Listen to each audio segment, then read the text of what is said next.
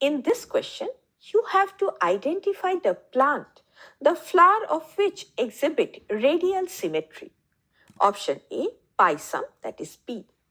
It is incorrect because pisum has zygomorphic flowers, that is, flowers can be divided into two equal halves along only one plane, that is bilateral symmetry.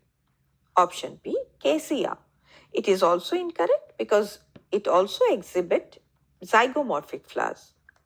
Option C, brassica, that is mustard. Now, brassica has actinomorphic flowers, that is, flowers are radially symmetrical and can be divided into two equal halves along multiple planes. Hence, it is the correct option.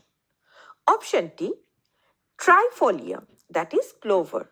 It is also incorrect because it has zygomorphic flowers like pisum or cassia that exhibit bilateral symmetry.